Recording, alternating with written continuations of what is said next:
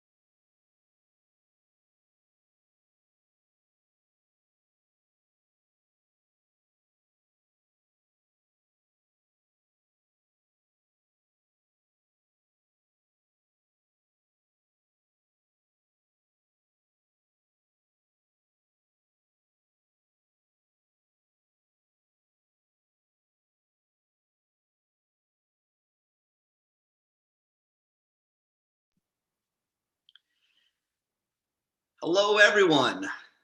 I just want to take a second to welcome all Manual Crimson students, families, and guests. I'm Dr. Newman, the new principal. First, want to say welcome to our first virtual town hall and question and answer session regarding reopening.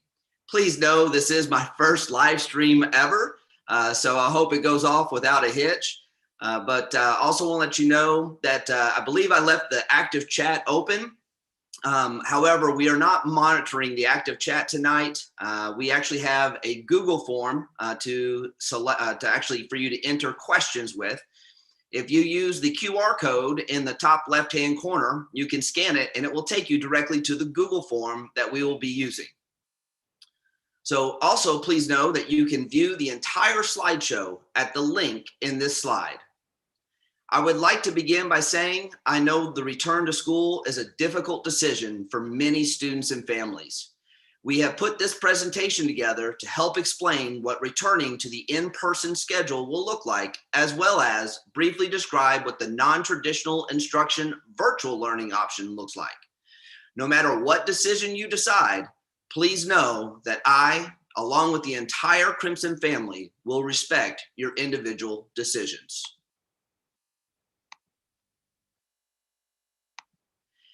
Here with me tonight is part of our reopening team, and they will not be seen until they actually start speaking. But I do want to go ahead and welcome up front our assistant principals, Craig Klingingfuss, Greg Kuhn, and Paula Boggs. Also, our counselors, Amy Miron and Marty Johnston, our YPass production and admissions associate, Casey Crowder, and assisting with today's Q&A, Beverly Mang, our secretary, and YPass secretary, Tracy Levique.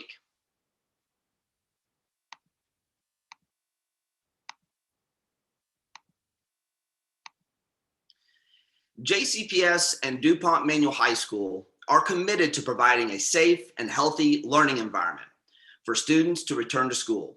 DuPont Manual will reopen school and provide an excellent learning experience that will be executed as designed and conveyed so each stakeholder understands what is expected of them and how they will participate in the plan.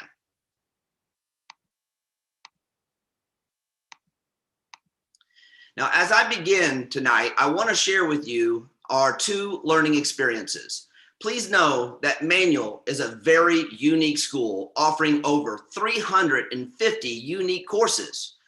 I also want you to know that there has been immense consideration to the district guidelines for scheduling in order to make our decision. However, the teachers and the administration truly deserve the credit for moving our school forward. In our in-person experience, which is shown on the screen now, the master schedule will be our traditional block schedule with all students returning to the building, taking every class they are currently assigned into, with the teacher they are currently assigned to. This schedule will follow the traditional red-white alternating block schedule, with April 5th, right after spring break, being a white day.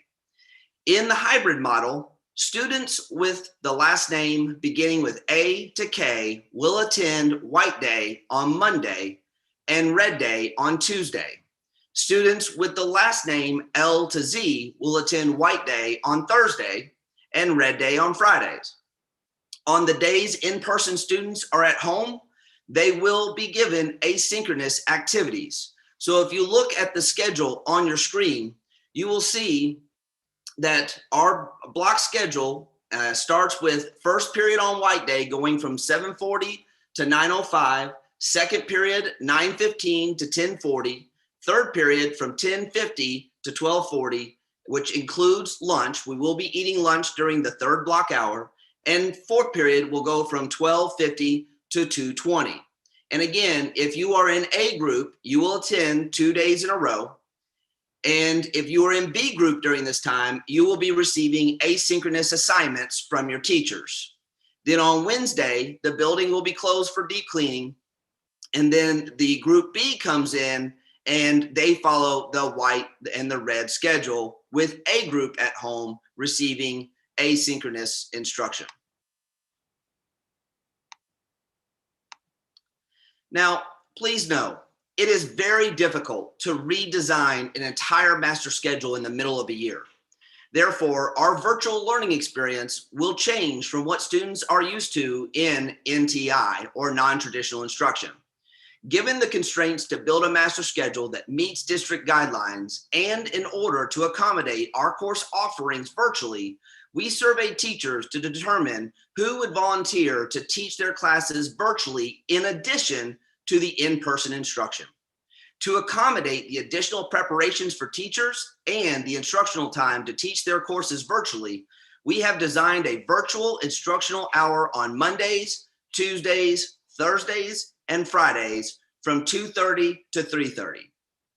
All virtual students will be expected to attend all of their classes on Wednesday. In this schedule, students will actually receive 2 instructional contacts with their teacher rather than the 1 contact per week in the in-person experience. We have created time of instruction as equitable as we can, weighing in additional factors of the amount of contacts, instructional needs, entry and exit time in the school day, hallway transition time, etc., and etc.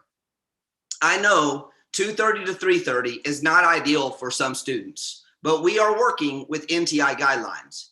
However, in order to give teachers flexibility to take on the demand of extra instruction, teachers will have the option to move their virtual instructional hour into their planning period during the school day. In the event a particular teacher is not able to teach their classes virtually, we do have other teachers volunteering to help cover their virtual classes. Additionally, we have other options to allow your student to continue receiving the same course and credit to close the year. Also note, we will work with individual families to help schedule their students in classes that best meet their needs and our availability.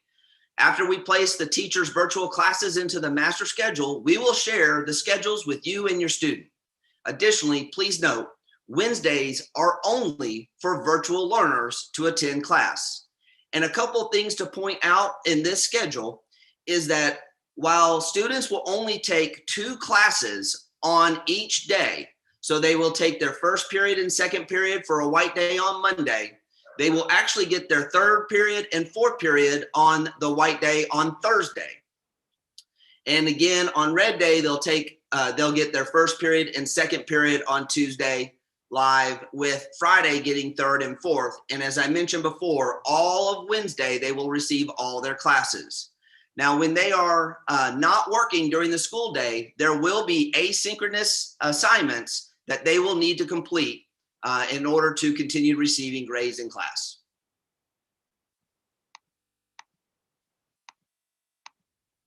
Now, to ensure we reopen school and provide an excellent learning experience, I have broken down our return to school plan into 7 systems. They include the personal protective equipment and sanitation supply and delivery system, cleaning processes, daily expectations, instructional expectations, culture and climate, nutrition, and health processes. And here to talk about PPE and sanitation supply and distribution is our counselor, Amy Miron.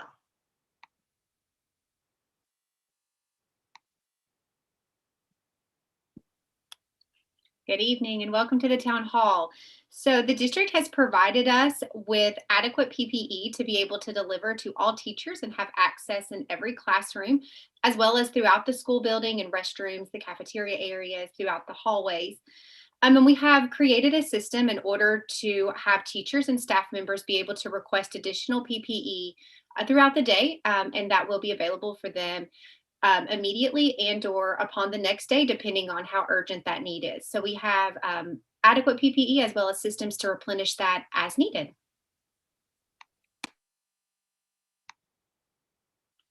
And here to talk about our cleaning processes is our YPAS Admissions and Production Associate, Casey Crowder. Thanks, Dr. Newman.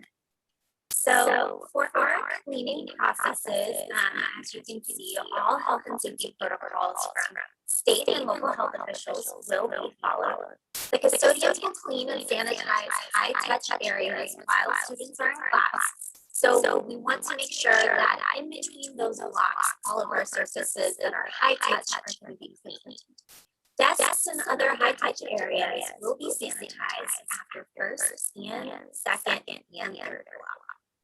Ms. Crowder, I do apologize to jump in right this second, but it seems that we're having some feedback on your mic. So I will go ahead and take over this section if you don't mind. And yeah, no problem. Sorry. If you can hit mute and then maybe come back in during your section. So just to recap, everyone, all health and safety protocols from state and local health officials will be followed. Custodians will clean and sanitize high-touch areas while students are in class, and desks and other high-touch areas will be sanitized after first, second, and third block. Custodians and lunch supervisors will sanitize lunch tables and seats after every lunch, and custodians will clean surfaces with the QT3 cleaning solution that you've probably heard much about. It's a very high quality chemical to make sure that surfaces are extremely disinfected, and that will be used only after school because it cannot be used in presence of students. And then every Wednesday, all custodians will deep clean all areas of the building using the QT3 solution. So we're going to move into our next section now, which is daily expectations and arrivals. And our assistant principals, Greg Kuhn and Casey Crowder again, will both present daily expectations. And Mr. Kuhn, if you don't mind, if Casey's mic happens to mess up, you'll have to take over and finish out the sections for us, okay? I sure will. Be happy to do that. Greetings, everyone. Glad to get a chance to talk to you about these very important processes. We're going to start daily expectations with the beginning of the day. Every student that comes to Manual will be processed. They will have their temperature taken. They will QR code or sign a sign-in sheet verifying their time of arrival. We are calling those areas student arrival ports. And there are 4 student arrival ports at Manual and 1 student arrival port at YPAS. Once the students have had their temperature taken and they have QR coded or signed in, they will make their way to one of 3 large student welcome centers each morning. They'll have an opportunity to eat a breakfast free of charge, and they will be able to wait in the well-lit comfort of either the large gym, the auditorium, or the YPAS main stage. We'll let you know where you are going before school starts. You'll be assigned to one of the welcome centers. Once you're inside and you eat your breakfast, you'll also be assigned to a seat, which will be socially distanced, of course. There is one other welcome area, and that is in the freshman cafeteria. That is where our ECE students will wait and also eat their breakfast in socially distanced fashion. On the next slide, you're going to see a map that will show you the student entry ports and the student welcome centers. You're also going to see the drop-off pattern for all student riders and car drivers, as well as students that will be dropping off at the Youth Performing Arts School. On the left is an eagle's eye view of the Manual campus across from the University of Louisville. That red thick line shows you the entry point for student drivers and car riders. Student drivers will make a right-hand turn, not indicated on the map, into the senior parking lot. Student drivers will proceed to following the red arrow, but we will drop off once we get cars lined up. You can see also indicated the welcome ports for students where they will proceed into the areas where they get to wait. And then on the right at the Youth Performing Arts School, we have indicated with red arrows again, the path for student drivers and car riders. And you see the areas where the drop-offs will occur. The star tells you where the student welcome port is at the Youth Performing Arts School. Mr. Kuhn, I'm going to add one more feature here, which is bus riders. If you've ever been on a bus before, and of course we know our 9th graders have not had that opportunity, please know that they will be coming alongside our building here, and they will enter down by the large gym. Thank you, Dr. Newman. Once we are in the building, once the Manual family is in the building, we will have some expectations for the school day. As I'm sure you can imagine, we will ask our students to adhere to all of the safety protocols, which include, of course, having their temperature checked prior to coming into the building. We are also going to require them to or ask them to wash hands, social distance as much as possible at all times, wear a cloth mask at all times, and if anyone is ever in need of a cloth mask, we have one for you. We will ask students to use the QR code or the sign-in sheet anytime they're entering the school, anytime they're going to a school office, anytime they're using the bathroom. We will also ask students to check bags of large sports equipment in the designated storage areas near the small gym. During the time between classes, we've made some very important changes for safety. We're going to extend the passage time to 10 minutes.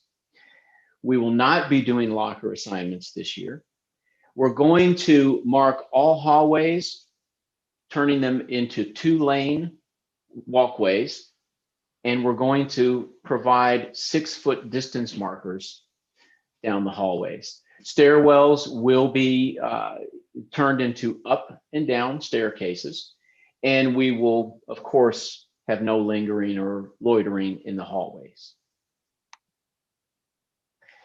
We'll have staff stationed at transition points to monitor student safety, social distancing, PPE adherence. Teachers will monitor students in transition from their classroom doorways, and walkers to and from the YPAS campus will maintain social distancing and use designated entrances.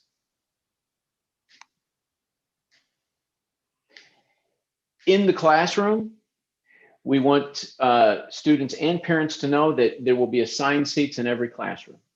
The desks will be sanitized between classes. We'll have hand sanitizer and personal protective equipment available in all classes. Windows can, of course, be open, weather permitting, and I think we're fortunate to be entering the spring here. Water bottles allowed with proper drinking protocols. We're going to ask for students to have straw or straw-like devices. And of course, no removing masks in the classroom. In our offices, we'll maintain social distancing, and we'll also assist students with social distance waiting zones outside those offices. In the restrooms, students can go after the first 10 minutes of class. We'll ask students to use the restroom one at a time.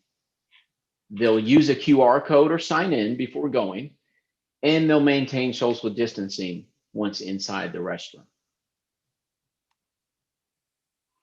There won't be any restroom use during class changes, except for emergencies, of course. We'll have administrators in the hallways, and they'll be able to give access to restrooms during class changes if that's needed.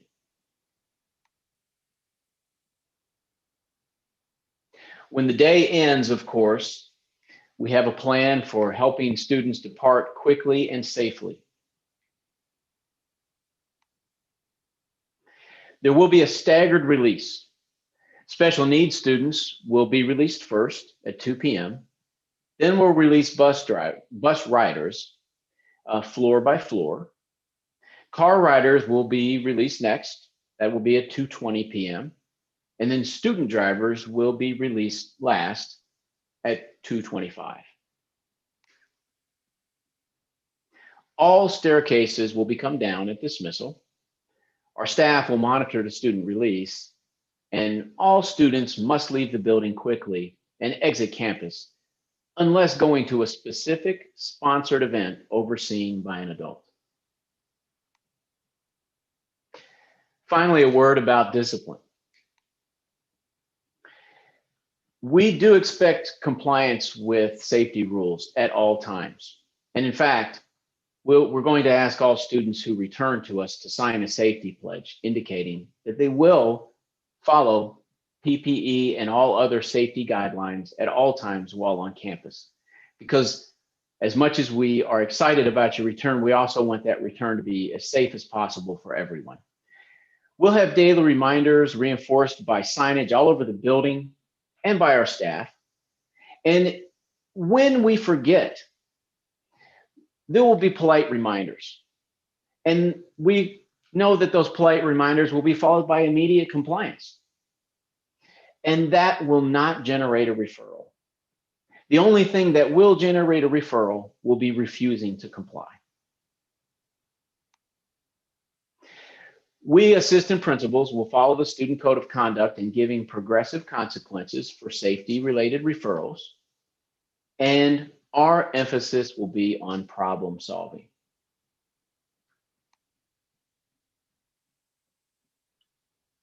So next, to talk about instructional expectations is our counselor, Marty Johnson.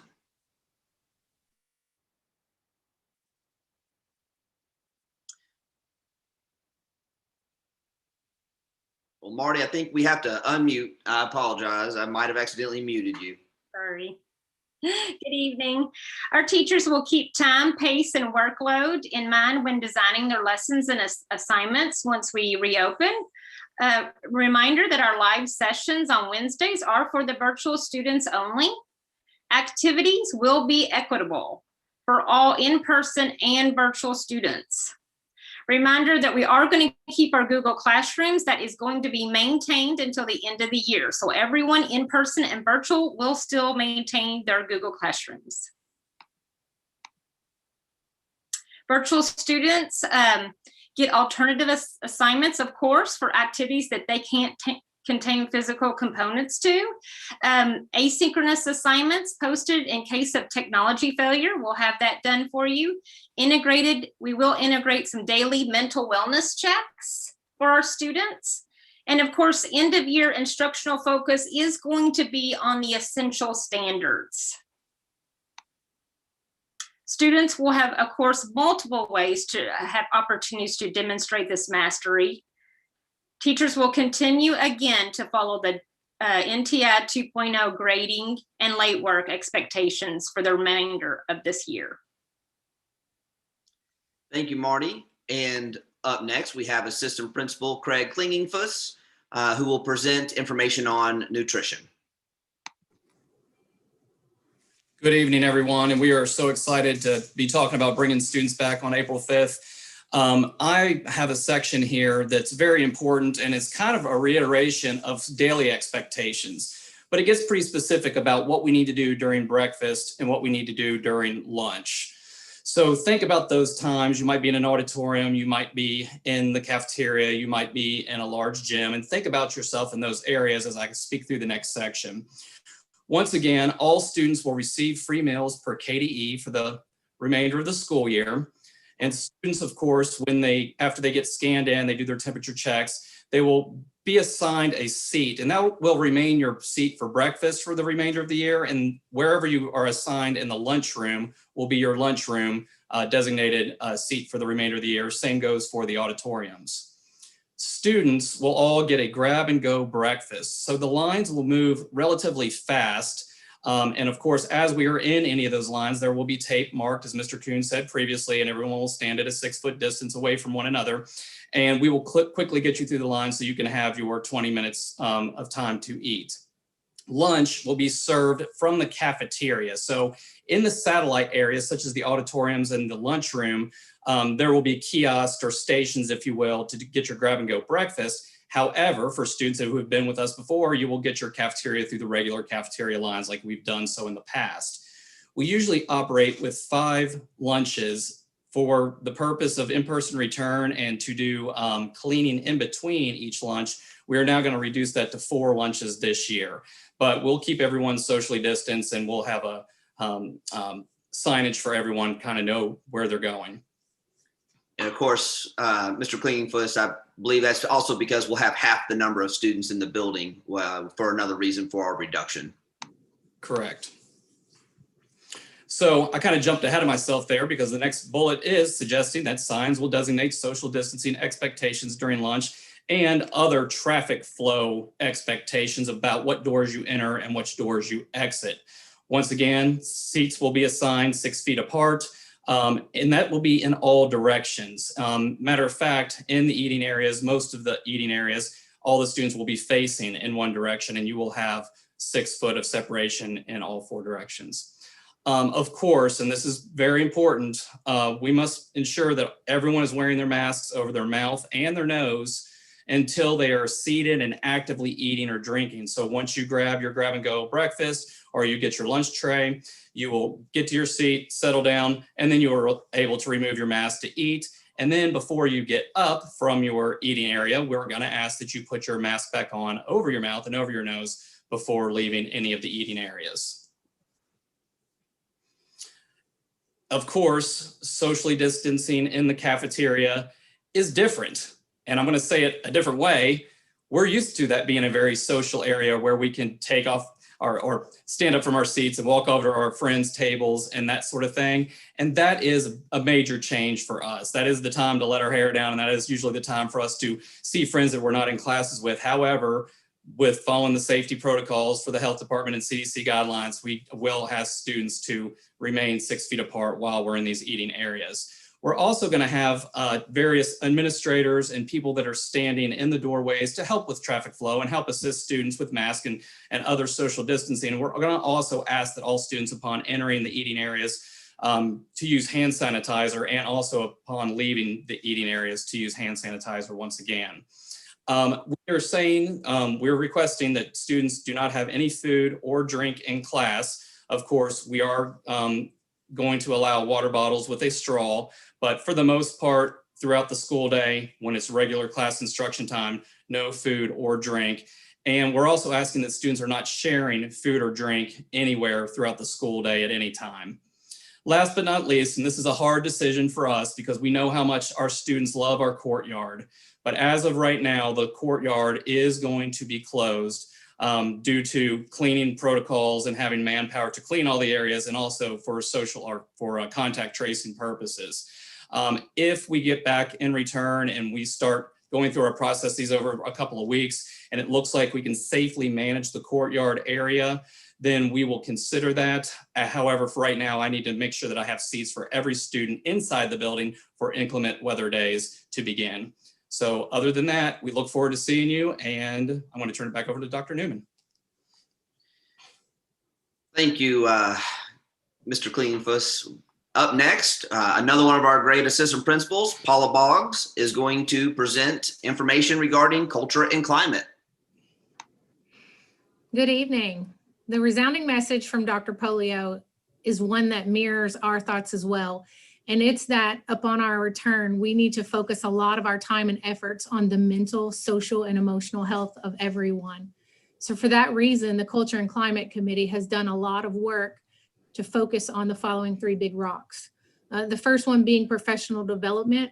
Upon our return, our teachers will have professional development on social, mental, emotional health. They will be provided with resources and supports for themselves as well as their students. They will be given guidance on instructional expectations as well as the daily building routines and expectations for their classes. The second big rock is the reorientation for our students.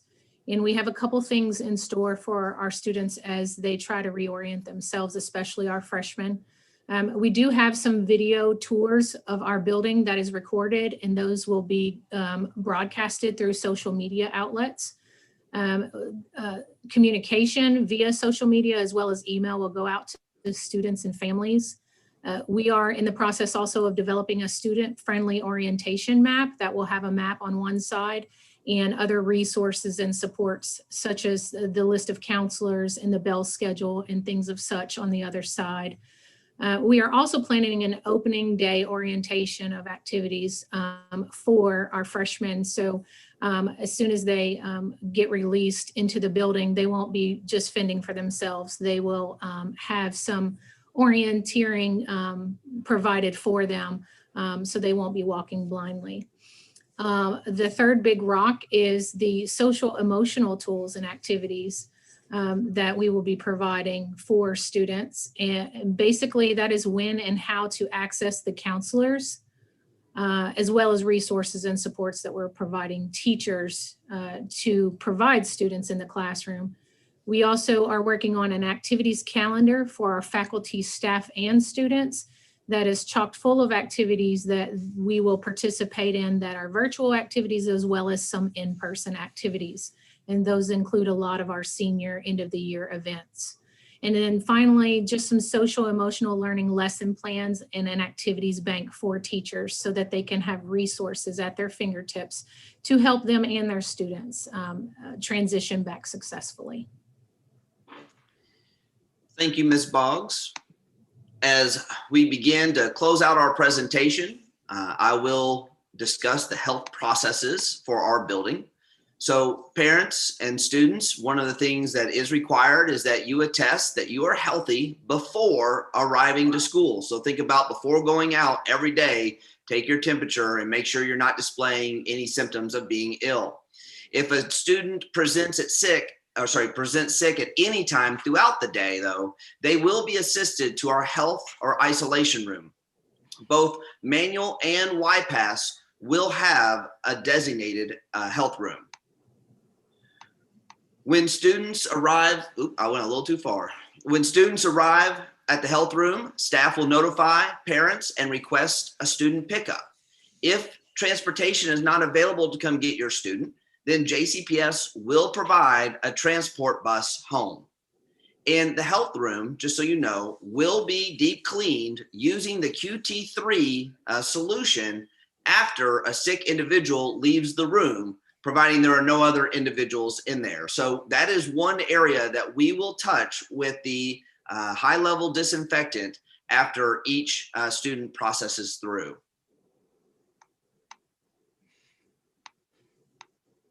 Contact tracing team will identify every area the student accessed using sign-in sheets, QR codes, and seating charts. And we will begin to start our contact tracing the moment that a student presents as ill in our health room. And of course, we will send that information to the JCPS Health Services Department.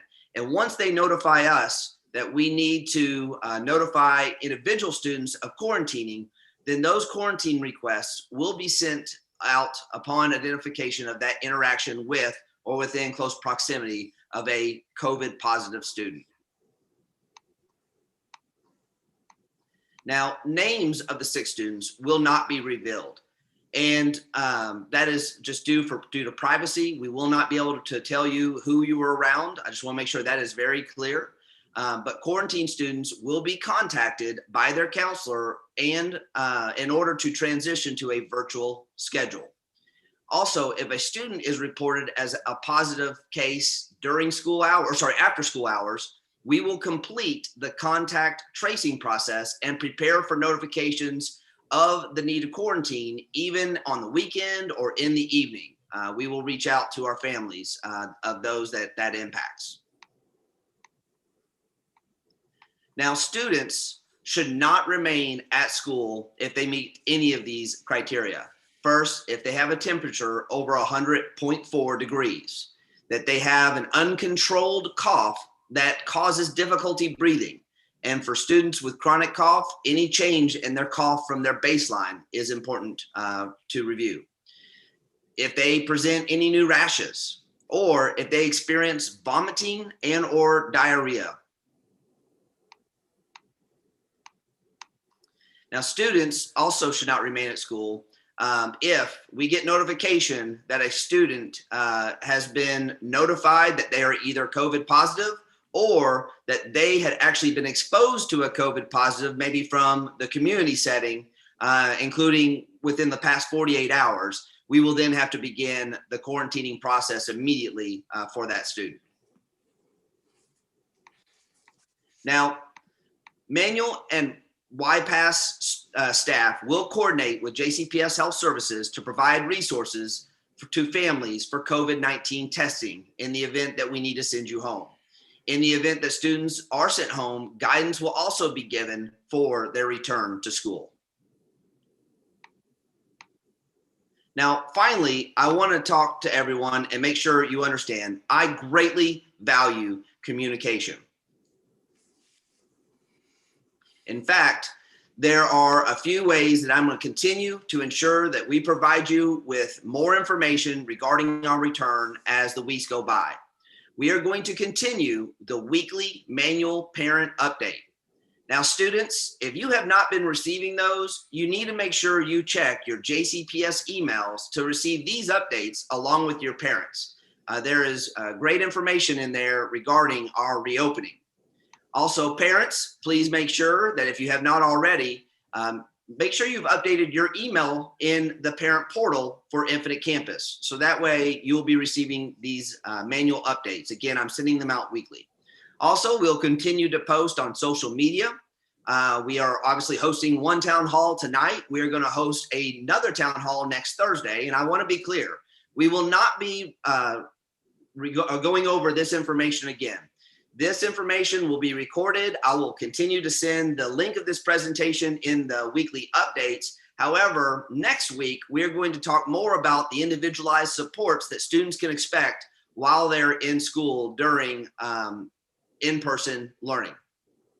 Also, we are going to make sure that students get an expectations handbook, so that way they understand what's expected of them while they are in school. And then also, don't forget, we have the Google form to provide two-way communication. At this time, I just want you to know that in my weekly emails, I have linked the Google form. So if you wanted to go back and review one of my weekly emails, you will find the Google form where you can submit questions, or you can scan this QR code right now with your camera, and it will take you directly to the Google form. We have already started to receive many questions, and we'll begin answering some of them tonight. I will also continue to update the manual specific question and answer document with tonight's questions and provide answers as we are able to answer them. Matter of fact, there are quite a few that have come in today, and I'm not sure we're going to be able to get through all of them, but we will start tackling some of the questions as they come in. Again, please watch for the weekly email from School Messenger. Again, make sure that you've updated your email preferences and you're checking your email regularly, because along with the Q&As, I will continue to link all return to school resources for Manual for your review. Now, I'm going to attempt to do something here. I'm going to try to close out the presentation and bring forward the Zoom show, so that way all of our guest speakers tonight can be seen. And we have our secretaries, Ms. Mang and Ms. Levique, who will be reading us some of the questions that they are receiving, and we will do our best to answer them in the remaining few minutes. So if you can bear with me, I'm going to try to close this out.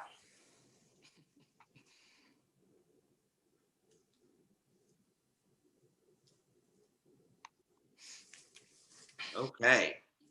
I believe we are, I actually need to share my desktop.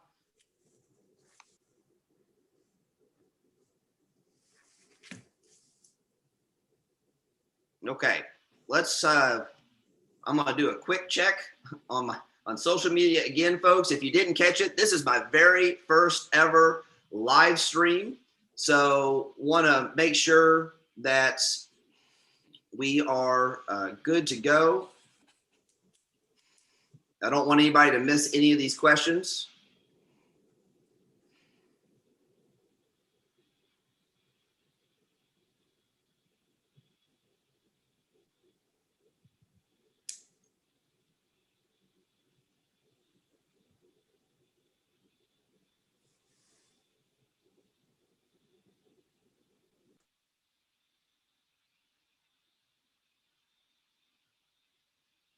Well,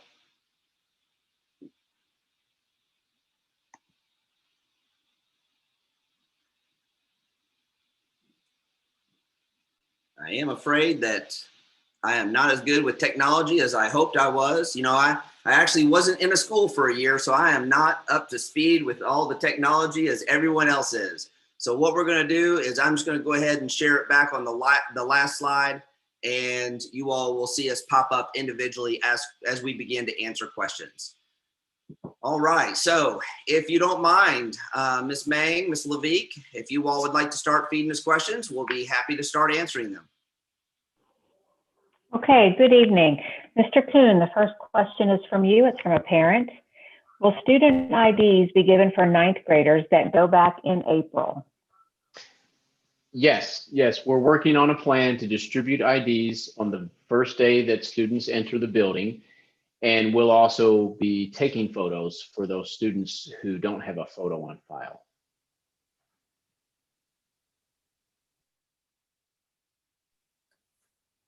Dr. Newman, this question is for you.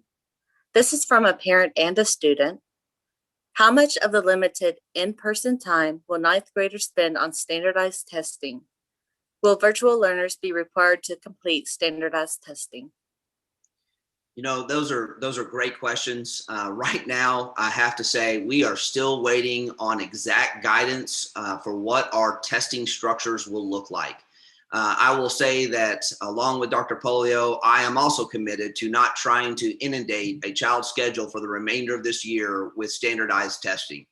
We are going to make sure that we minimize that impact and make sure that we offer it to all of our students to be able to test, because we know many of our students do take pride in all of the tests that they take. But at the same time, as I get more guidance on testing, I will make sure to communicate that out to you. Okay, Ms. Johnston, we have a parent question for you. If those who have excelled in virtual learning struggle with the in-person transition, how will those students be supported? We are going to continue our Manual Achievement Center virtually. So when the students are not in asynchronous learning, they can actually log on and receive student supports through our Manual Achievement Center virtually during their asynchronous days.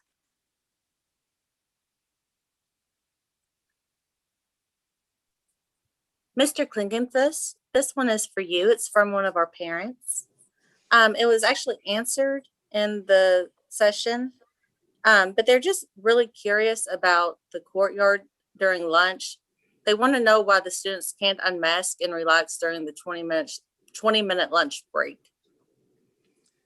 Yeah, we kind of anticipated that the courtyard would be a hot topic. So once again, we're heavily apologizing for having to close that at this time. Students will be allowed to remove their mask while they're eating, of course, during their lunches. But as far as the courtyard goes, right now we have about 150 to 175 students that we'll be feeding in each of our lunches. And so we'll have during lunch, the senior cafe open, the freshman cafe open, and we'll also have the auditorium open. So that's going to be three kind of large areas that we are going to have approximately 10 minutes to clean 150 to 175 desks. To open up a fourth area right now to try to obtain or try to clean that area is just a monumental task. And aside from that, there's not a whole lot of tables in the courtyard to accommodate many more students. And so once again, just to reiterate, if we do have the opportunity to get students in on the first couple of weeks, get a good system in place for students assigned seating and students are following protocols, weather's looking right, we are going to entertain some possibilities where we might be able to open up that courtyard. But for starters, just right out of the box and just to be able to do contact tracing and clean safely, we just want to make sure that we're running a pretty tight ship with those lunches to begin with. But it's not a no, it's a no to begin with, but it's a consideration for the weeks leading up towards the end of the school year.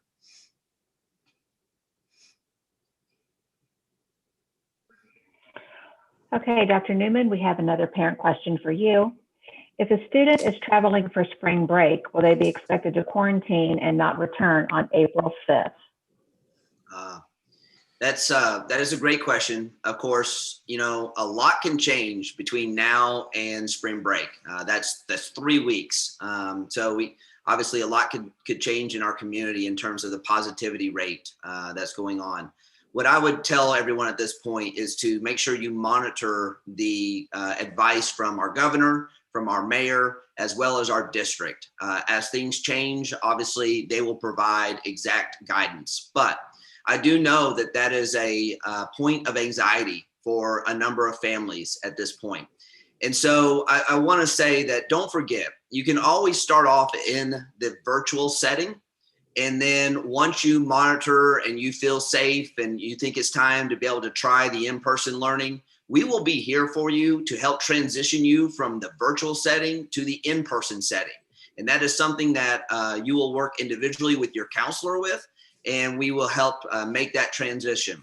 I will say going from virtual to in-person is not just a overnight decision because we also have to give time for our teachers to then adjust their seating charts make sure that they have the right personal protective equipment for an additional student in their class. And we just got to make sure that everything is in order to safely bring in that next student into the in-person schedule. So again, you'll have to work with the counselor, and we will help transition you into an in-person learning environment if you so choose, if you start off in the virtual.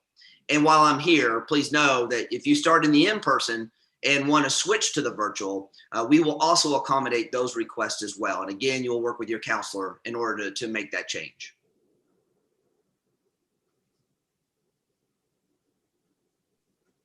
Mr. Kuhn, we have a student that would like some more clarification about staying after school. And what about the clubs that Manual offers?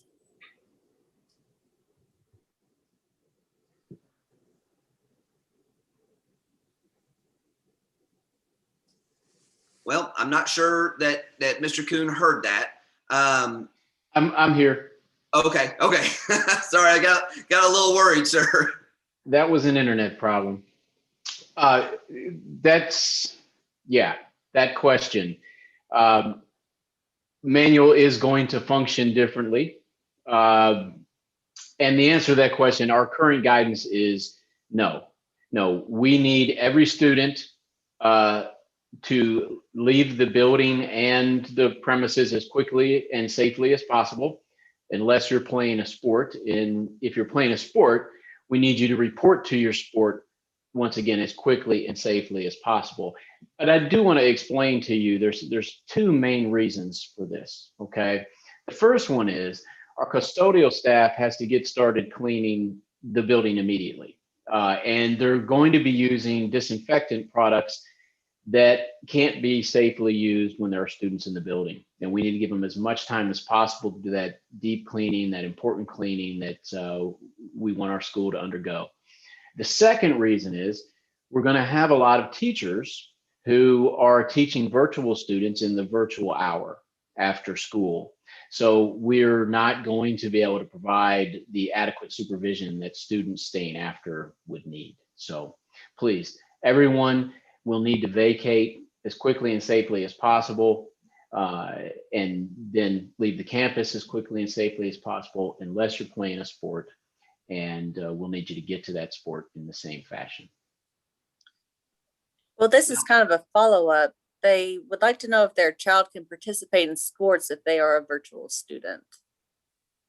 Oh, you bet. That was something that made us very happy. Anybody who's choosing the virtual learning option can absolutely participate in athletics. Now, obviously, there's the question about the virtual hour at the end of the school day. And Mr. Zuber is currently working with folks and exploring ways that we can support our virtual learners in that need to attend that virtual hour while practice is going on, of course. And more information about that is going to be shared. You know, Mr. Kuhn, you were speaking, and you know, I really hate that we don't have clubs. I greatly value the student experience, and of course, you know, the answer is no for now. I want to say it the same way that Mr. Klingenfuss said. I also greatly value the arts, the concerts. I enjoyed watching the Tiny Box video production. We are going to be working very hard to try to figure out when we can start to reintegrate some of those activities and performances as well, and make sure that we are able to remain CDC compliant and get these experiences off the ground for students. But no's are typically no's for now. And as more guidance comes out and we're able to move forward with more student experiences, we will be here to bring them to you. Thank you. Okay, Ms. Crowder, we have a parent question for you. It's two parts, but I'm going to ask it all at the same time. So will desks, tables, chairs be cleaned between classes? And if so, who will be cleaning them? Also, what classroom cleaning precautions are going to be taken? Let's see, is my microphone working? Yes. Okay. So here I am. Sorry about that earlier, you guys. So the answer is that a lot of teachers have actually volunteered to clean between classes. So with that extra 10 minutes between classes, a lot of other staff will be in the hallways, making sure that there's a safe transition, while many teachers will be cleaning their rooms. And also students might be asked to clean their personal space also with those Clorox wipes that we talked about a little bit earlier. And also there will be additional staff to help with any type of cleaning. So.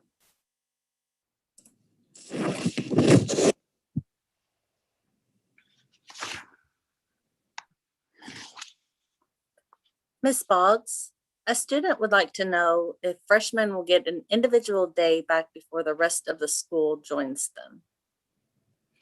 Unfortunately, the answer to that is no. However, we are planning some reorientation activities for the first days of school for student groups. And I spoke to some of those earlier, virtual tours that will go out, the resource sheet / map for orienteering, and then reorientation during our first day back within our welcome centers. Okay, Ms. Crowder, we have another one for you. This is from a parent. What is the plan for the AP exams? So I will repeat what Dr. Newman said, but we know that AP testing is so important to our students.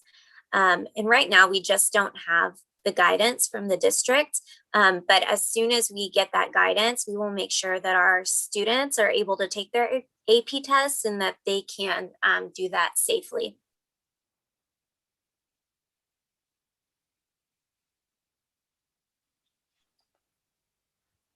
Ms. Johnston, we have a parent that would like to know if students will be reporting to their homeroom or their first period classroom.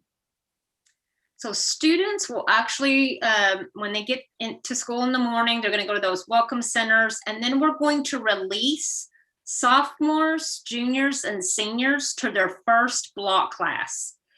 So sophomores, juniors, and seniors will go to their first block class. We're going to keep the freshmen for just a little bit, just to do a little orientation with them. And then, of course, we'll release them after the upperclassmen are in their classes, and we'll have, administration, of course, out in the hallways to help guide them. So they'll go straight to their first block class.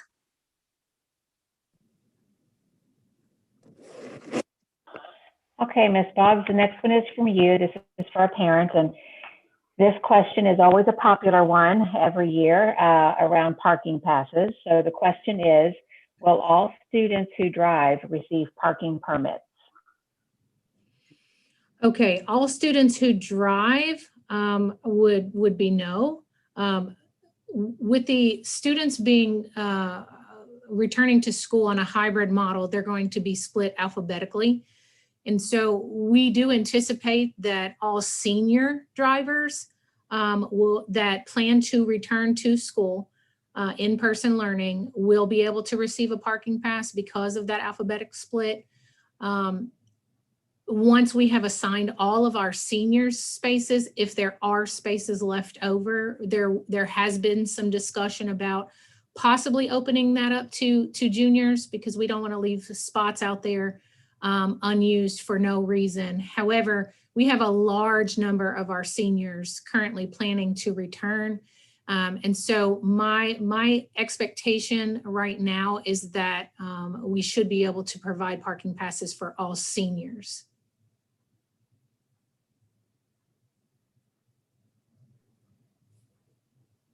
Dr. Newman, we have a parent that asked, could we consider having the flexibility to change cohorts to allow carpooling for students normally assigned to different cohorts?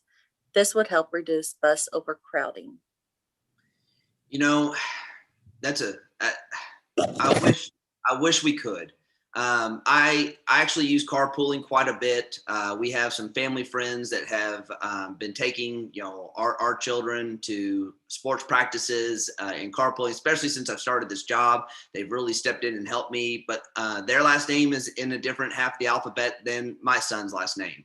And so the district guidance only states that only if you're in a household where siblings have different last names, you can put in a request in order to move all the siblings to one of the two schedules. And so tomorrow, actually, I am going to be sending out that request form for parents to fill out in case they happen to have children with different last names inside the same household and want them attending the student group of together. And so even if you're in a different school, an elementary school and a high school, if the students had different last names, you can get them going onto the same student group schedule. Now, remember, it is only for households where siblings have different last names.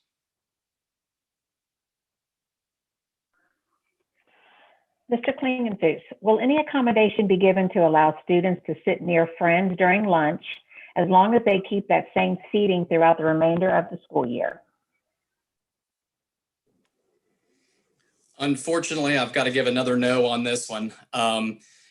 As far as special assigned seating is concerned, it's just the sheer volume of the kids that we have to get loaded in for breakfast and the sheer volume of kids that we have to get loaded in with our social distancing requirements and whatnot, that we just can't have kids crossing over one another to get to their friends and whatnot. However, if you so happen to have a buddy in one of your classes and you all happen to stand next to each other in line and so happen to get seated in that order, then you might just figure out a hack to get near somebody you know in your class. So my little hint to the kids would be, find a buddy as you're getting in lines, and if you just so happen to get lucky, you might find somebody in line to sit near that you know. But until further notice, we're gonna have to fill in seating, and just as the students come in, we're just gonna have to seat them as they are lined up.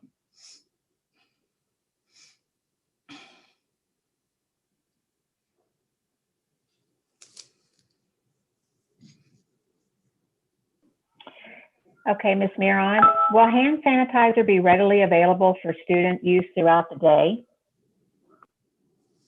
Yes, hand sanitizer is going to be available in all classrooms, all office spaces, in multiple locations through each of the hallways, as well as in the cafeteria, and as they leave the line, they get their lunch. So there will be hand sanitizer available in lots of locations throughout the building for students to be able to access whenever necessary.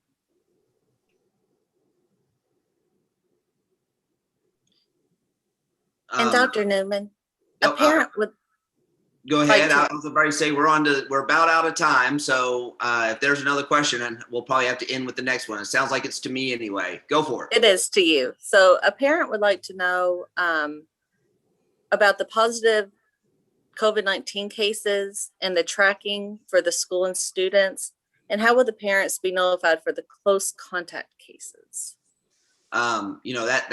That's great. Great question. Obviously, again, safety is paramount for us. I will say that our district and the local health department are going to be monitoring all COVID cases, especially around school.